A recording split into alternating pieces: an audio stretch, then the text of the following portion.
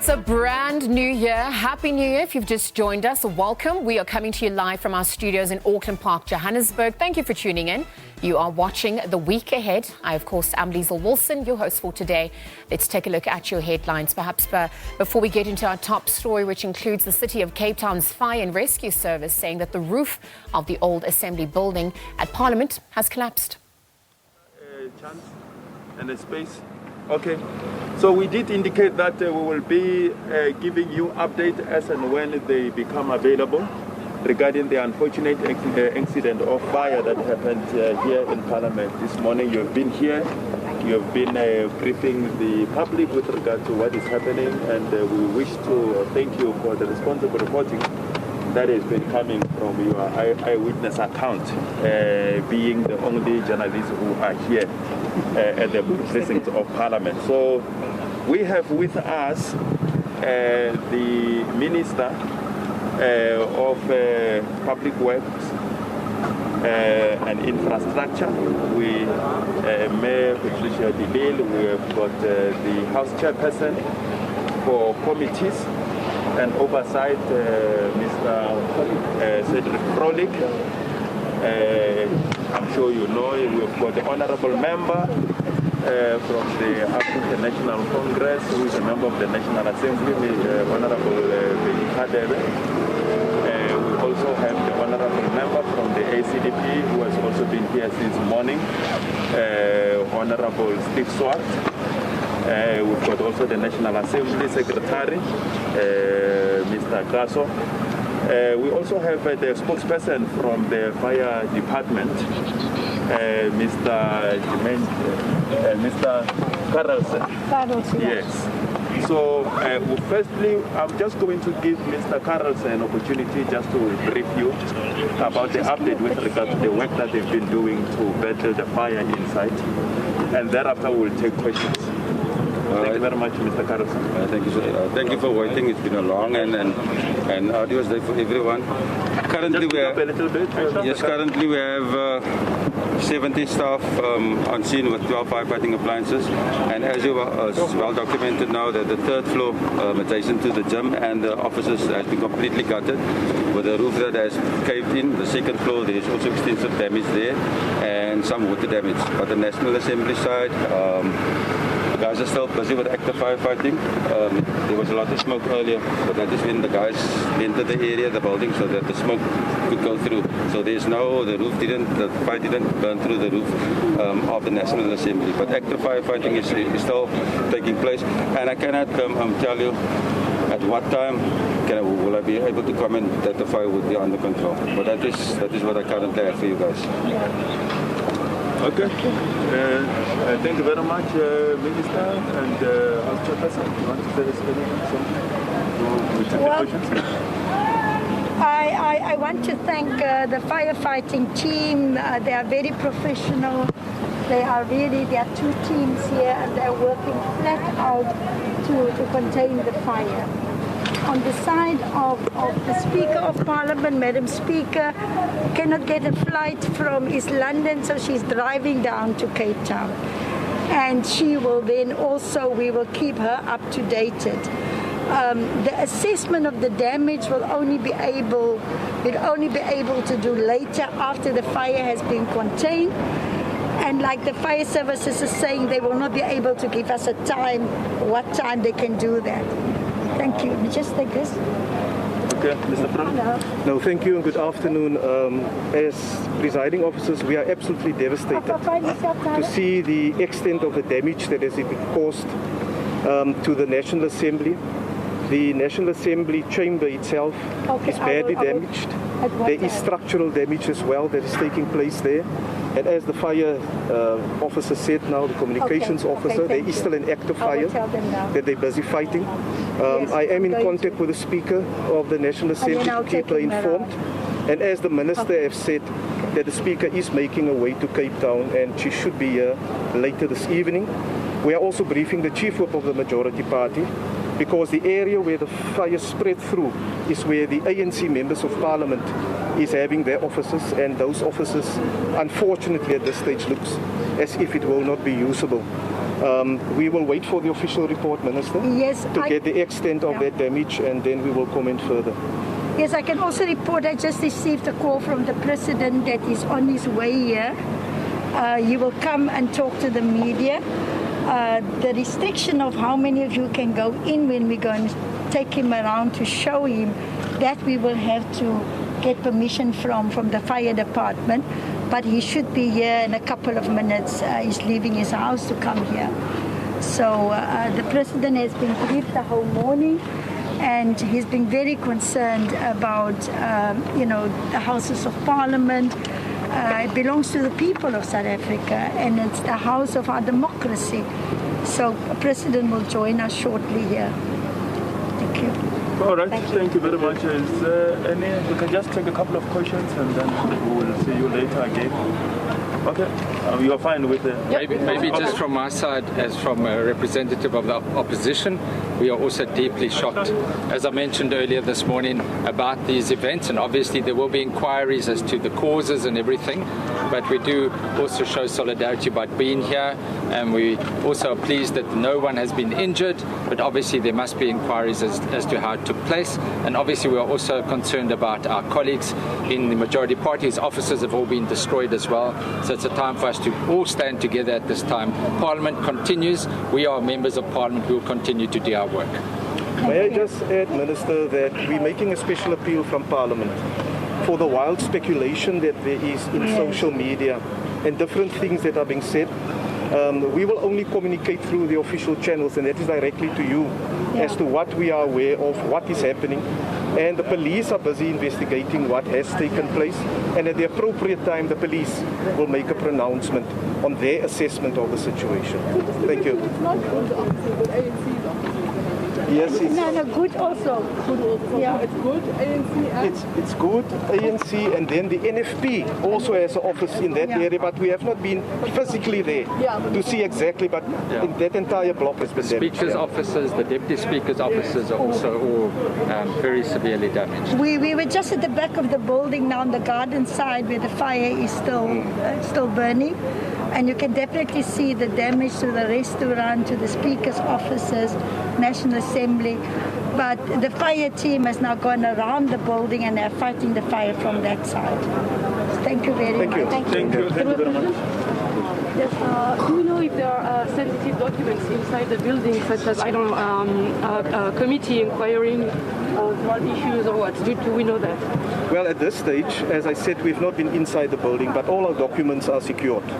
We do not have any reason to believe that the fire has destroyed certain documents. There is enough room for safekeeping of confidential documents in the precinct. And as soon as we know exactly what the extent of the damage is inside, we will know. The Secretary to the National Assembly is here with us, and he will be in a position to explain more. But everything that is inside the offices, especially of the presiding officers, is secured. We do not keep confidential documents just lying around in any office.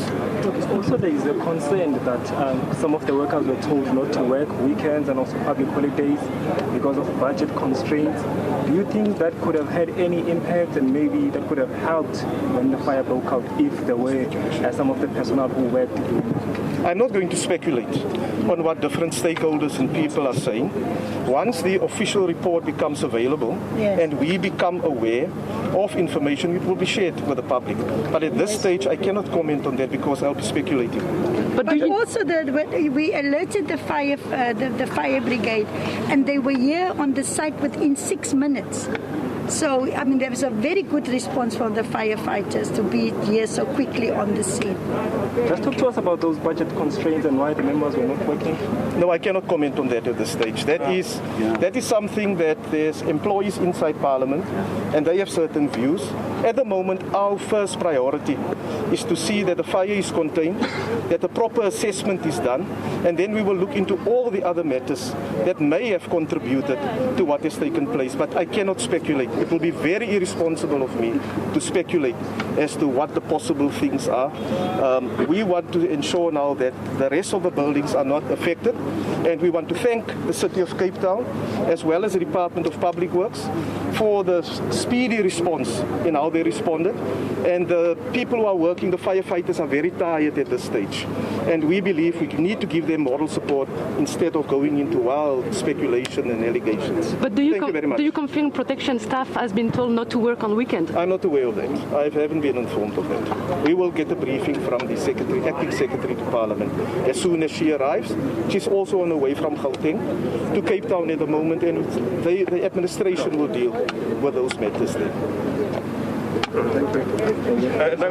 With regard to the speculation regarding the documents, I'm sure you are aware that we live in a digital age. There is absolutely no document that cannot be replaced or that has not been backed up. So really the speculation about the destruction of information of whatever kind is unfortunate, and that's why we are appealing to the media and to all the stakeholders that are involved to be responsible with the information that goes out there. That's why we are giving information, we are updating the media, the public, as regularly as possible so that you can be able to understand to the extent of what is going on inside here. There is nothing that is being hidden. There's going to be investigation with regard to what is the cause of the fire, and therefore we agree with all the leaders of Parliament, including the Speaker of the National Assembly, that we must ensure that we report responsibly and we must await for the outcome of the investigation. Maloto, I must just add, in terms of the information, my responsibility also includes ICT. And we have a off-site data center where most of our documents are protected. Thank you very much. Please, guys, we need to clear that area now. Well, those were some of the members of Parliament updating us about what has transpired here since the morning. We understand that the President will be making his way here, and he has expressed his desire to speak to the media and also possibly take us through inside some of the damaged sort of structures inside here. There is the President, we are told.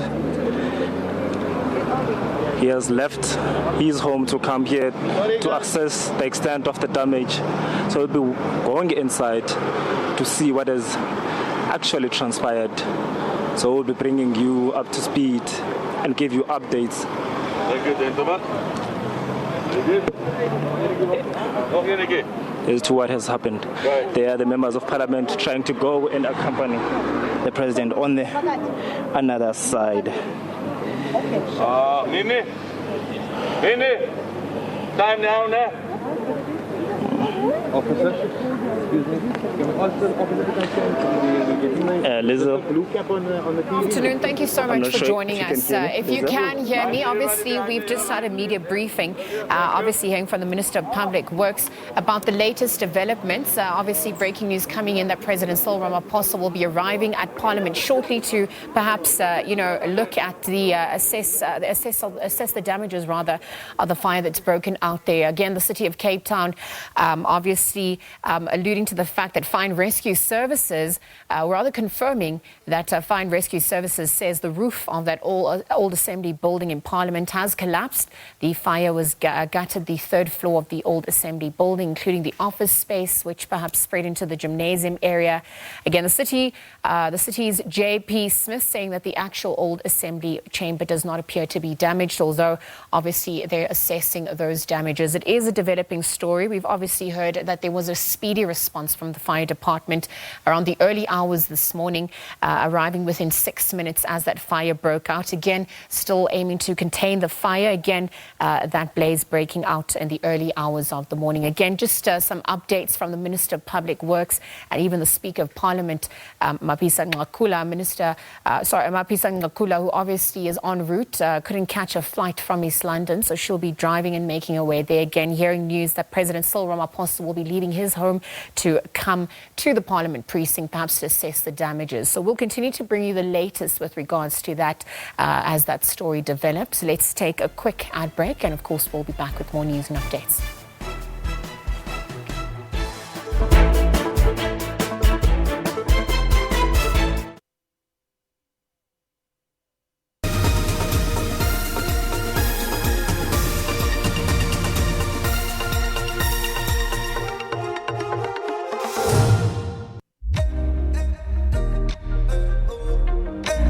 All right, so much happens behind the scenes that I don't think people know what happens. What's your favorite part of the day? Maybe the regular features, question of the day, trends. Yeah, why? Why question of the day? Because I always want to know what people are thinking, and that's where you get to get into their heads and get to hear what they're thinking, what they want to say that they perhaps cannot express elsewhere. Yeah, I love the trending topics as well, because trending topics, you have no idea what goes into trying to figure out why something is trending. Sometimes it's the biggest load of rubbish, but it's trending, and we have to speak about it. And it's like going into files and catching up on gossip and all of that stuff. But yeah, I must say, I enjoy the trending topics. Good fun. Which interviews do you particularly like? I do love the ones that you interrogate people, but I also love the heartwarming ones. I just love people. So I love chatting to people and finding out more about them. And those ones, those stories, to tell stories. It's always been something I've loved to do, and I hope we do that. I hope we tell the story of South Africa through all the people that we meet and see and speak to during this journey, which is so great. It really is. Listen, you got to watch us. We got to keep you updated. That's what SABC News is all about. It's about friendships, telling the story, and making sure that you are part of the journey. And making sure you know all you need to know before you go.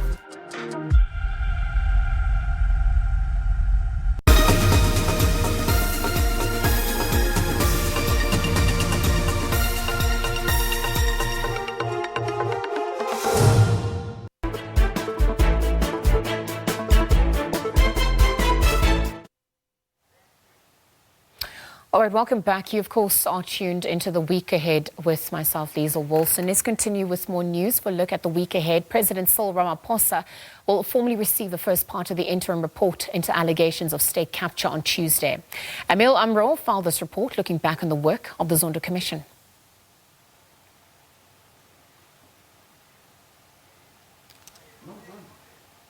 Pursuant to the investigation and remedial action of the public protector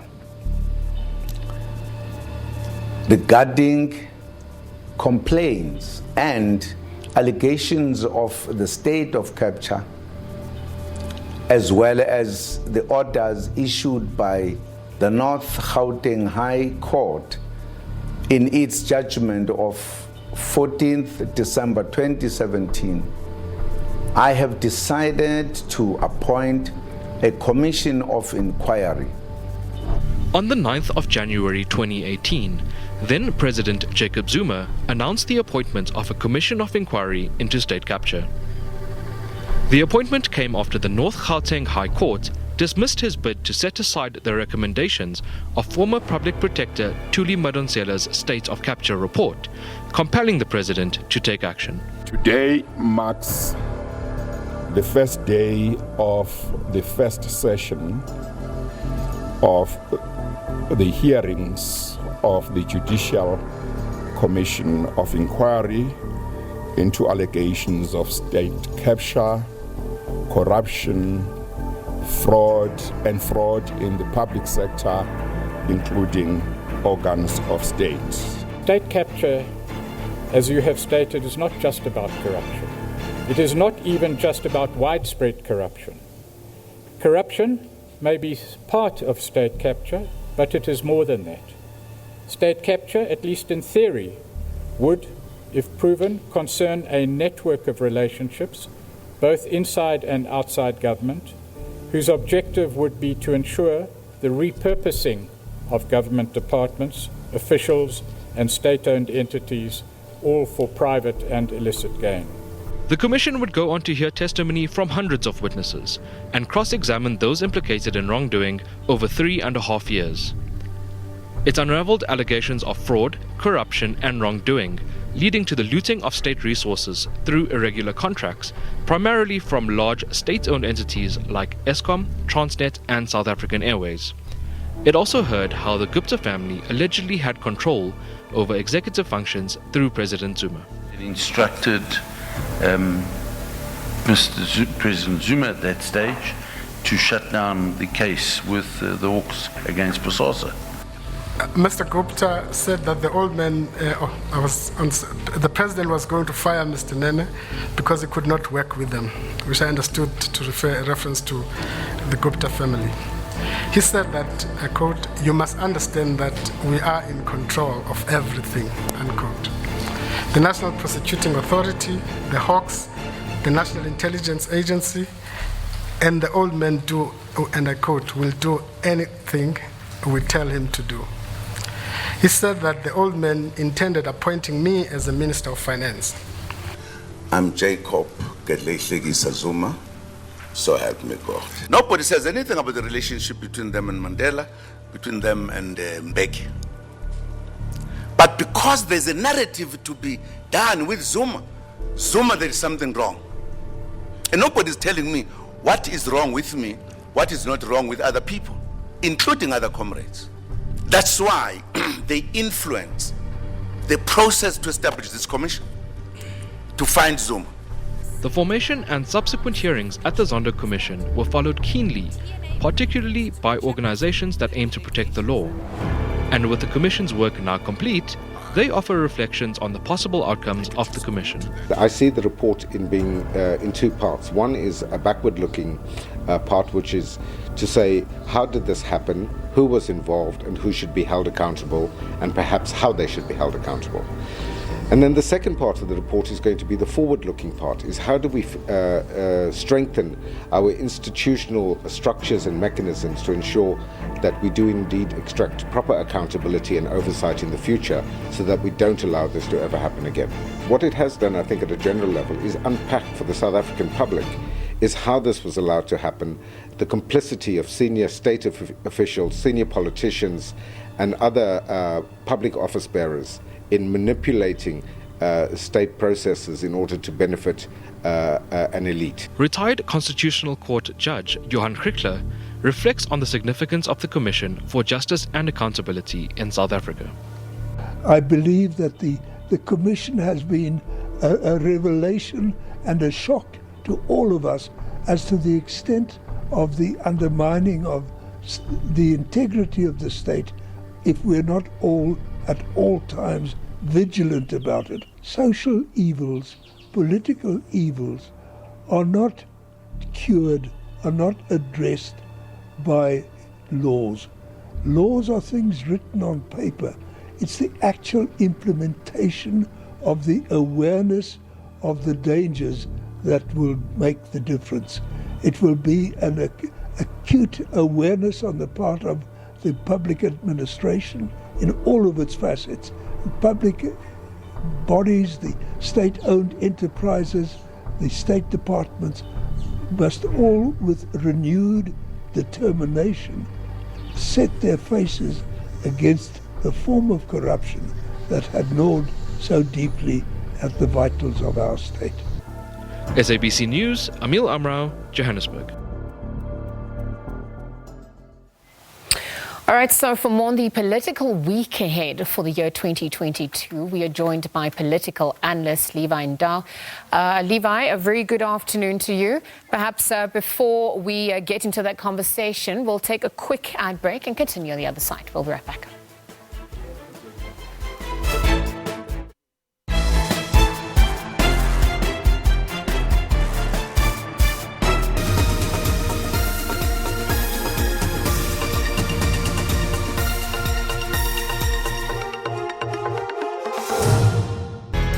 Mzansi.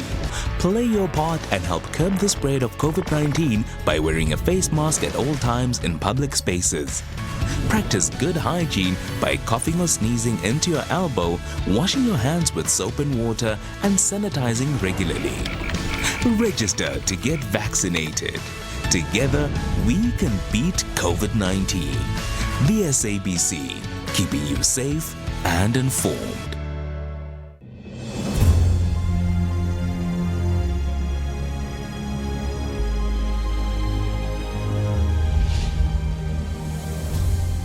This is the SABC News offices in Cape Town.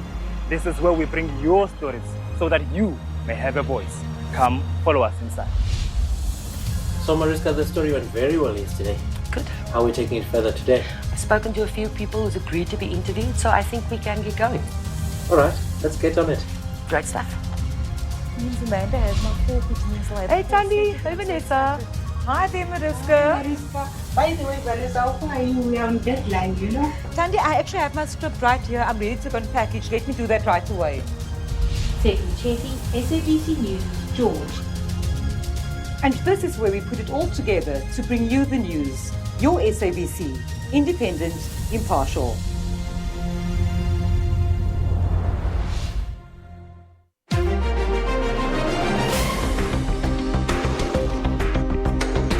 Politicians need to account for every action. We keep them on their toes. It's your rights to know what your leaders are up to.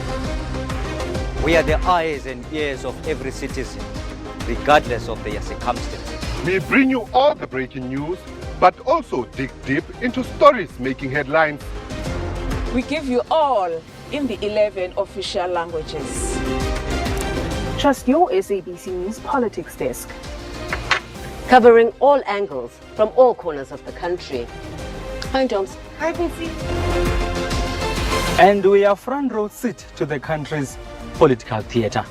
Fearless, we probe and ask difficult questions. Unbiased editorial decisions make us who we are. Mzansi. Play your part and help curb the spread of COVID-19 by wearing a face mask at all times in public spaces. Practice good hygiene by coughing or sneezing into your elbow, washing your hands with soap and water, and sanitizing regularly. Register to get vaccinated. Together, we can beat COVID-19.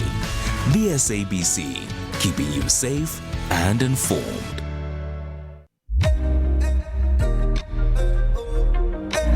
All right, so much happens behind the scenes that I don't think people know what happens. What's your favorite part of the day? Maybe the regular features, question of the day, trends. Yeah, why? Why question of the day? Because I always want to know what people are thinking, and you know, that's where you get to get into their heads and get to hear what they're thinking, what they want to say that they perhaps cannot express elsewhere. Yeah, I love the trending topics as well, because trending topics, you have no idea what goes into trying to figure out why something is trending. You know, sometimes it's the biggest load of rubbish, but it's trending, and we have to speak about it. And it's like going into files and catching up on gossip and all of that stuff. But yeah, I must say, I enjoy the trending topics. Good fun.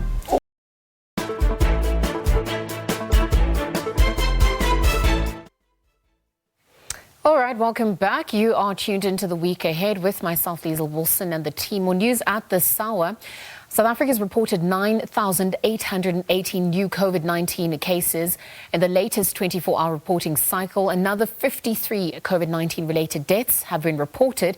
It now takes the national death toll to 91,198. Active cases stand at 193,912.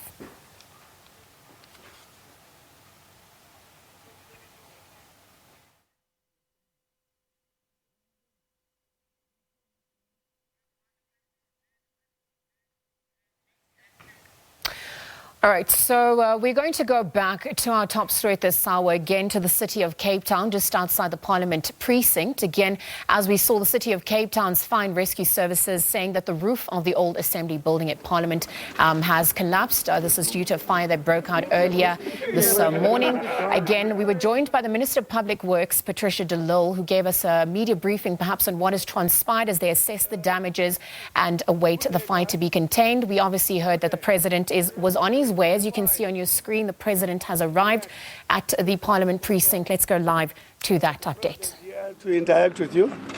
He will have some few words based on what he has said. Mr. President. Well, thank you, Minister, and Premier, thank you, and Minister de Lille, and Deputy Minister Kodwa, and the Chief of the Fire Department here in Cape Town, Mr. Ian Shetler. Doesn't matter. It matters, yeah. Well, this is devastating news. It's a terrible and devastating event, particularly after we gave the Arch what I would call the best send-off yesterday. Yesterday was a day crowned with celebration, a day crowned with sending off our beloved Archbishop, and to wake up to the devastating news of the burning down of the National Assembly or Parliament is just really a terrible setback to what we were basking in yesterday. Arch would have been devastated as well, because this is a place that he not only supported, prayed for, and wanted to see as the repository of the democracy that he worked so hard for. But notwithstanding the damage that has been caused to the National Assembly, the work of Parliament will carry on. The National Speaker is on her way from the Eastern Cape. She couldn't get a flight. She's now driving down here. I spoke to her earlier. She's making all efforts to be here. And I'd like to thank the Premier of the Western Cape for all the efforts in terms of mobilizing the help that we have needed here, as well as the Minister, Minister Delil, who have been on site right from the beginning, and Minister Gongubele and Deputy Minister Kodwa came to brief me and tell me what is unfolding here. The praise and the applause must really go to the fire officials of the city. They have, let's give them a round of applause. They have done a fantastic job. Had they not responded in the 6 minutes that they tell me they responded with, I think we would be talking about the National Assembly and the Council of House of Provinces being in ashes, complete ashes. They intervened at the right time. It does seem like the sprinkler system did not work as it was supposed to, but their appearance and their coming here has saved a very important national asset of our government. This is a national key asset, and of course we are still going to go into what caused the fire, and the fire having started in the old assembly, how it then moved to the National Assembly is something that will still be investigated. I believe somebody is being held right now and they are being questioned. But we need to go a lot deeper into how this type of event can take place and what measures we will need to take going forward. But for now, I think we should be grateful that the National Assembly, Parliament has not been raised to ashes and to the floor. Our key officials who are always there on guard, on call, have really acted with great capability and speed, and we thank them. And we also thank them for having mobilized the number of units and also the vehicles that they laid out here. It does show that there are certain things that do work, even as we may think that the wheels are coming off on everything. But the fact that they were here in a short space of time is something that we should be grateful for, that we do have a city that works, we do have a province that works, and we do have a government that works when the chips are down. And this is a demonstration of precisely that.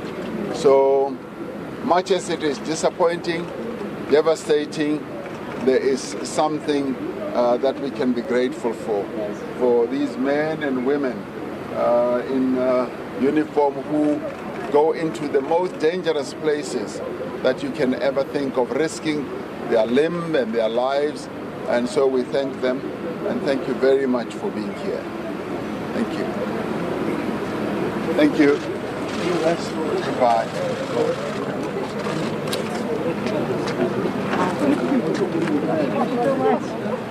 How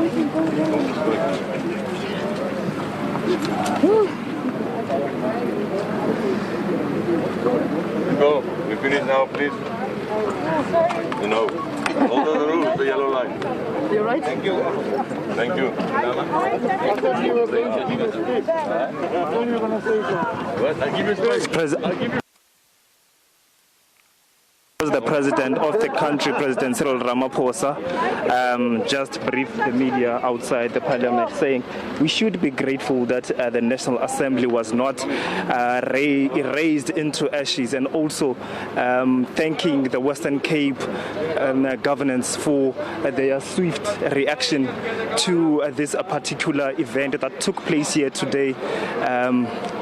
A raging fire gutting the National Council of Provinces and the National Assembly.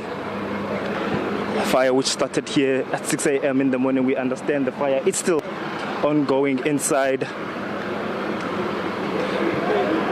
the National Assembly. It has caused an extensive damage.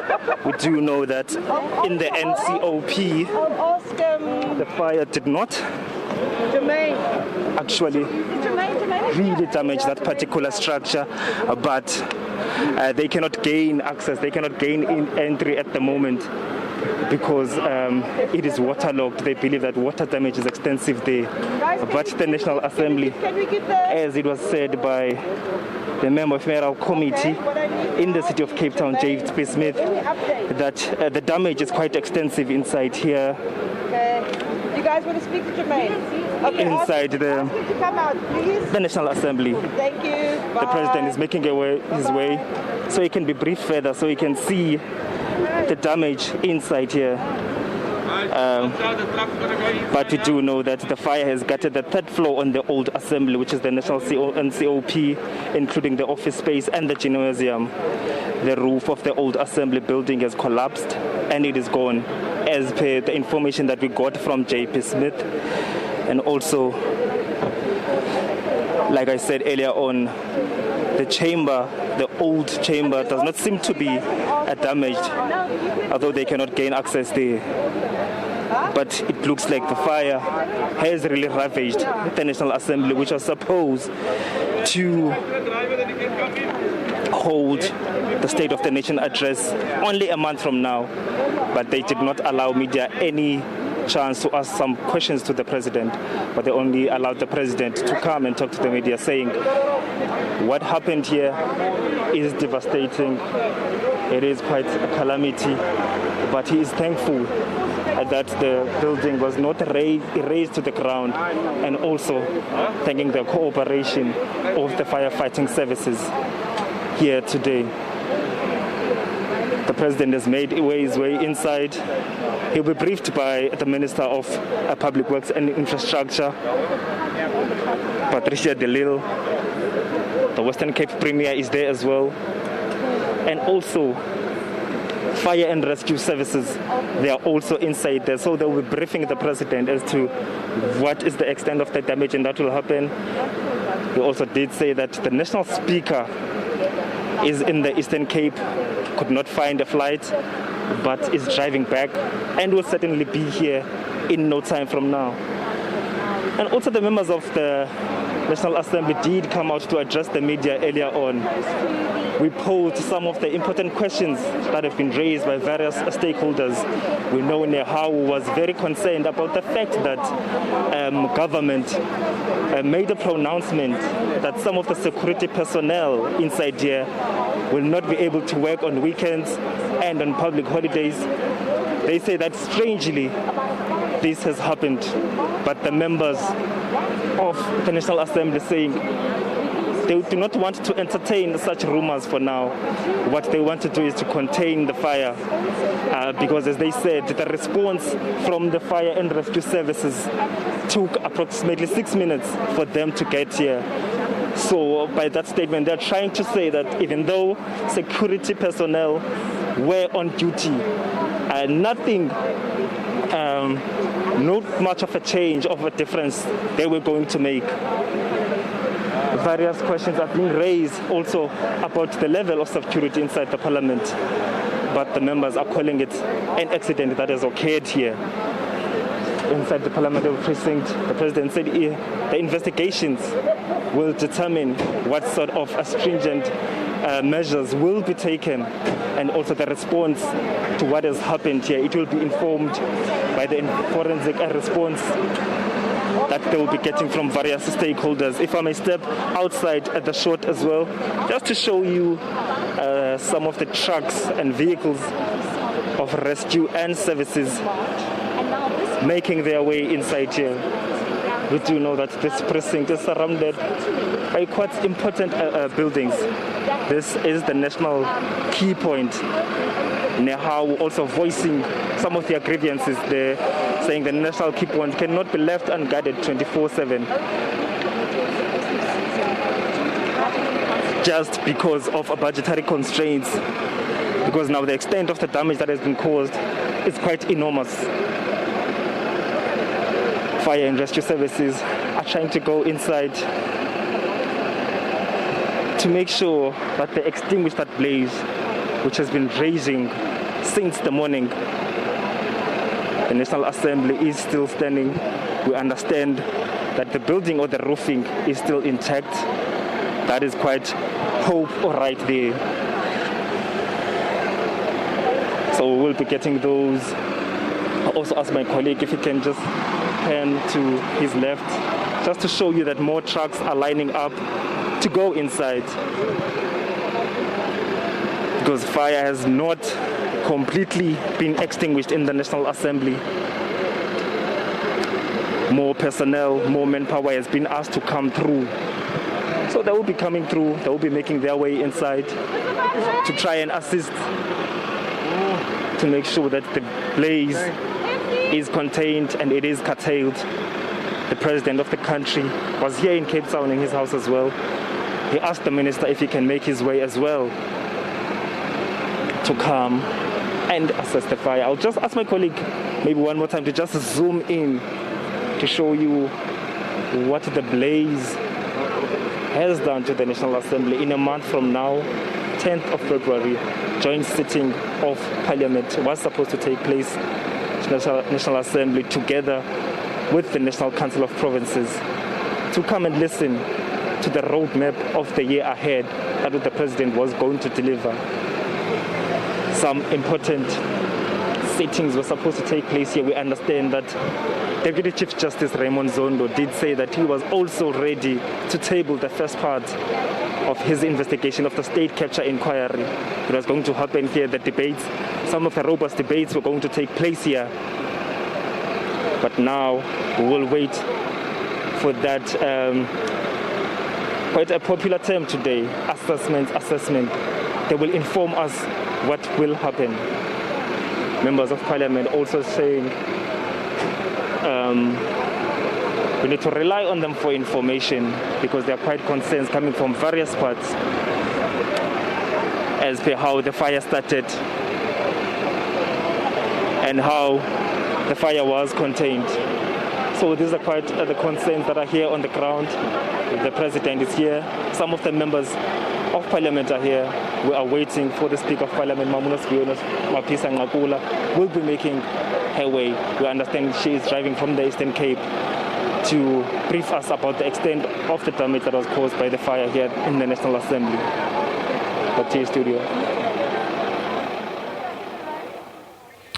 All right, let's take a quick ad break. We'll continue with more news and updates on the other side, of course.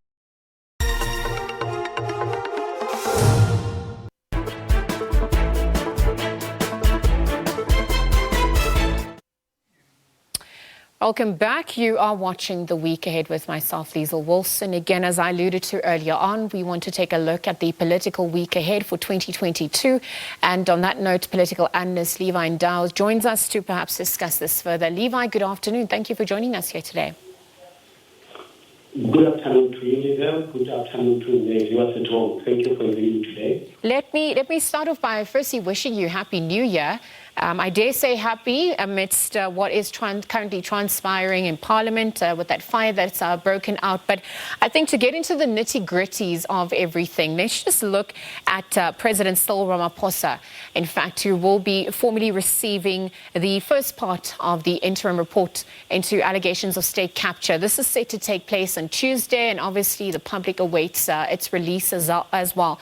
When we look at the length, the timelines, the amount of money that has been spent, and also the expectations ahead of this release, I mean, what have you observed to date?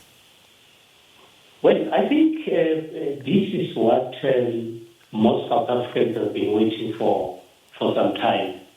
And if you look at the issues that are always raised in South Africa, especially by different political parties, they would always be worried about corruption and how it's actually affecting ordinary citizens, especially the poor and the vulnerable. But also at the same time,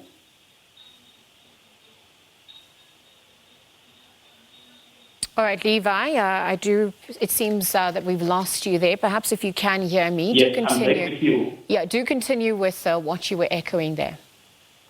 Ordinary citizens would also be awaiting for this kind of a report. But I think also, if you look at the time that has been spent with the work of the report and the amount of money that has been invested in the report, one would actually expect that something very good or positive has to come out of this report so that South Africans are able to close the chapter on corruption and move forward. Oh, Levi, in the same breath, I mean, we're obviously looking at the first installment to be handed over come Tuesday, but there's also the remaining 2 installments that will be handed over in February, as reported. Obviously, again, the president in his New Year's broadcast to the nation, you know, having vowed to build on the important progress that has been made in ending state capture and fighting corruption. So you know, in lieu of what's being said, in lieu of also what's to come when it comes ahead of the January 8th statement by the ruling party, perhaps also ahead of the opening of Parliament, if that is going to happen in the traditional manner, what are the expectations going forward? Well, I think, first of all, when we talk about the Zondo Commission or the State Capture Commission, it mainly touches on the leadership of the ANC, or say the ANC in its own entirety. And most of the people that appeared, or those that are named as the Zondo Commission, are members of the ANC. And one would also expect that the ANC's leadership, as they prepare for January 8th, they should also be getting ready on how they actually respond to what the commission is actually going to come up with. I think for me there are 2 things. Firstly, is to accept what the commission has actually come up with and do something about it, or the ANC can become arrogant and reject anything that is coming from the commission. But for me, I think the second would be the dangerous thing to do. If the ANC wants to remain relevant in South African politics, and if the ANC still wants to be trusted by the South African citizens, they must be seen to be acting against corruption, and also at the same time, even though it might not be easy, the recommendations of the Zondo Commission have to be implemented. That will be in the best interest of South Africa. It will also be in the best interest of the ANC itself. Well, speaking of which, last year was dubbed or deemed rather the year of Charlotte Maxeke, and that's concluded. Let's look at the significance of January 8th, that statement which is going to set the precedence for the party, for the year, the tone ahead. I mean, this also as it heads into its elective conference later in the year as well. Well, I think this year we're going to have a very tight political year, in the sense that if you talk about the ANC politics, this will be the opportunity for the ANC leadership to present the program of action for the year. and one would expect to be part of the January statement to touch on matters relating to the Commission, but also to provide the program of the party for 2022.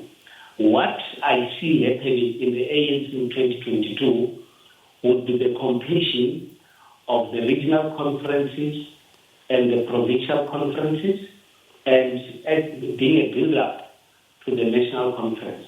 But more importantly, the ANC this year must also take time to reflect on what has actually happened, specifically on the resolutions that have been adopted at NASREC, because this conference of 2022 must also be used to assess the progress made by the party relating to the resolutions that have been adopted. And obviously, we're still going to have a lot of tussle because there's going to be contestation for positions. So the factions within the ANC, we're going to see them being entrenched more, and then the preferred candidate or those that are standing to be elected will start to be coming onto the fore, and branches, regions and provinces will also be proclaiming where they actually stand in terms of the leadership of the ANC.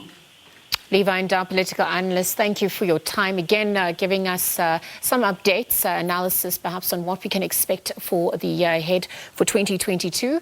Again, thank you for your time. Now, with 2021 gone, there's no doubt that the previous year was somewhat challenging for some South Africans, the world over for that matter, and with some having to adjust to a new way of living due to loss of employment, obviously following the July unrest and various other issues exacerbated by the COVID-19. The question we're asking is, will 2022 be any better? Well, to help us answer this question, let's bring in numerologist Sandy Smith. Sandy, good afternoon. Thank you for making time to join us today. Hi, Liesl, and hi to all of your listeners and viewers. It seems 2022's, got us all fired up. Obviously, developing story coming from Parliament. But when we look at what is transpiring for the year of 2022, the meaning of 2022, according to numerology, I mean, what's at stake? What's being reflected? Okay, so first of all, for South Africa, we are still in a 5 personal year. Our age is 60. In May, we turn 61. So the word still to understand is that there's more corruption, a lot more disclosure and discovery of mismanagement regarding powers that be in governments, and big changes are still to happen. But the number 2022 means connection. It means going back so that we can go forward. So let's relate that first of all to the pandemic.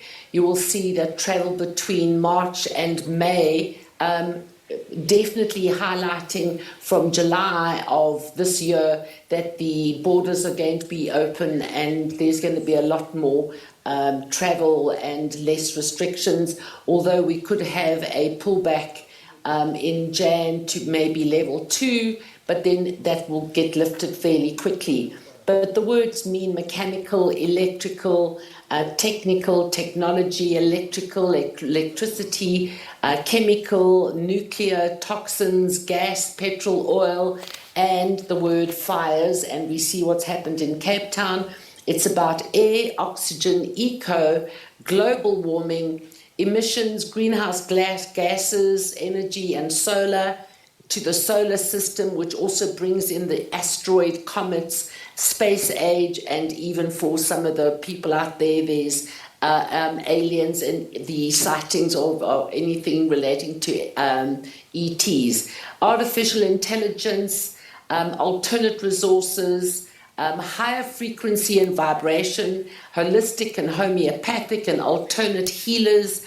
It's a higher consciousness year. It's also still about the words disease and viruses, which is about humans and all the way through to technology and cyber attacks. It is the year of architect design, new ideas, new inventions, new technology. It's all about the inner workings of the country, the people, companies, and what makes things tick. And I think what is quite interesting, just listening to your political analyst, that the ANC alone, as much as the South African Native National Congress was originated in Bloem on the 8th of January 1912, the actual legalized date of birth of the ANC is the 3rd of March 1990. And to endorse what he said, there is this massive, the split is now coming. It's also that the ANC has got, this age will be 5, add to a 5, which is even further public discovery and disclosure. But being in this 11th personal year is going to be an immense amount of legal matters that are going to be affecting the ANC. Resignations will be there, people who will be terminated. So very, very difficult year ahead for the ANC. And speaking of Cyril being born on the 17th of November, and I know that one speech was leaked about falling on his sword regarding CR17. What is interesting is Cyril's in a double 6 year, which is about focus, responsibility, taking responsibility, action orientated. But we're also going to be hearing a lot more vocally from him than we have heard in the past year. All right, Sandy, it sounds like the year of 2022, as it has been dubbed. Let's leave the conversation there. Numerologist Sandy Smith giving us a perspective for the year ahead. Thank you very much for your time. Well, that's where we're going to leave it for you today. Until next time, do stay safe. Goodbye from myself, Liesl Wilson, and the team. Take care.